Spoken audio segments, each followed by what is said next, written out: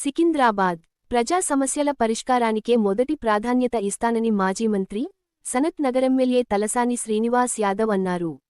మంగళవారం పద్మారావు నగర్లో పర్యటించి 96 లక్షల రూపాయల విలువైన అభివృద్ధి పనులను ప్రారంభించారు. ముందుగా హమాలీబస్తీలో బాబు జగ్జీవన్ రామ్, అంబేద్కర్ విగ్రహాల వద్ద పూలు సమర్పించి నివాళులు అర్పించారు.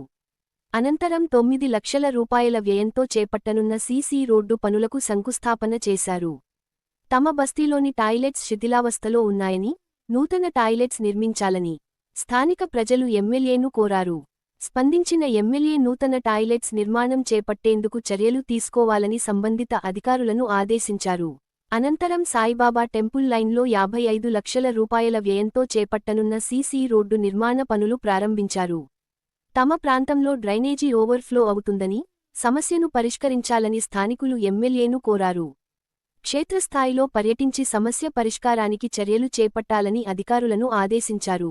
అదేవిధంగా బాపూజీ నగర్ శ్మశాన వాటికలో 32 లక్షల రూపాయల వ్యయంతో చేపట్టనున్న టాయిలెట్స్ నిర్మాణం, సీసీ ఫ్లోరింగ్, గదుల నిర్మాణం వంటి పలు అభివృద్ధి పనులకు శంకుస్థాపన చేశారు.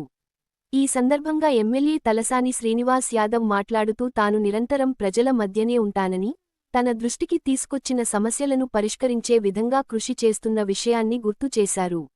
ఈ కార్యక్రమంలో corporator Kurma Hemalatha, DC Daku Nayak, E Subrahmanyam, water works GM Vinod, Padmarao Nagar BRS party incharge Gurram Pavan Kumar Goud, Bansilal పేట అధ్యక్షుడు వెంకటేశన్ రాజు, నాయకులు లక్ష్మీపతి, ప్రేమ్ కుమార్, అంబులెన్స్ సురేష్, మహేందర్ గౌడ్, కుమార్ యాదవ్, బాబూరావు, శైలేందర్, హరిచారి, పుష్యంత్ రెడ్డి, అశోక్ చారి, గజ్జల శ్రీనివాస్, అనిత రెడ్డి తదితరులు పాల్గొన్నారు.